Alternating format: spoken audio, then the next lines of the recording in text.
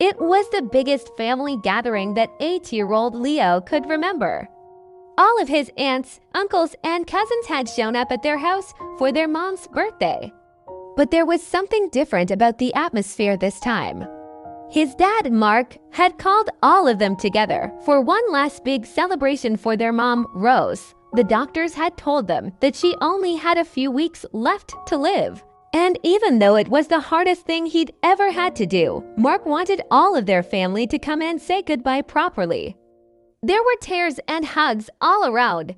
It was the type of crying that only a family who hadn't seen each other in a while could muster. They all sat down to dinner, and for a moment, Leo felt like everything was going to be okay. Maybe his mom would make a miraculous recovery. Maybe she'd be able to see him graduate from high school, get married, have kids of her own. He looked over at his mom. She was smiling, laughing, telling stories. Then suddenly, his dad stood up. Everyone went silent.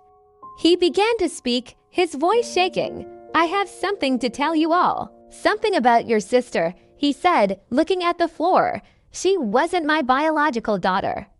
I had an affair with another woman, and I'm not Rose's biological father." There was a long pause.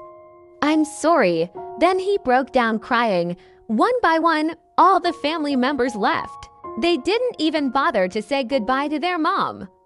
8-year-old Leo didn't understand what was happening. Why were they all leaving? Where were they all going? His dad picked him up. "It's all right, buddy. It's all right," he said, but he was crying too. The next morning, Leo woke up and everything was quiet. He walked out into the living room and saw his mom sitting on the couch. She was pale, thinner than he remembered. She looked at him and smiled. "Happy birthday, Mama," he said. She reached out and hugged him. "Thank you, sweetheart," she whispered. Then she looked down at her lap. Why did they all leave? She asked. He didn't know what to say. He didn't know how to explain it. He just hugged her. Suddenly, she got up, walked to the window and looked out at the rain. "I knew they wouldn't stay," she said, her voice cracking. "I knew they'd all leave me as soon as they could." Then she turned around and looked at Leo. "But you didn't have to tell them, Mama," Leo said. "I'm sorry, honey," she replied. "I'm sorry about everything." She pulled him into a tight hug. "I love you, Mama," he whispered. "I love you too, sweetheart."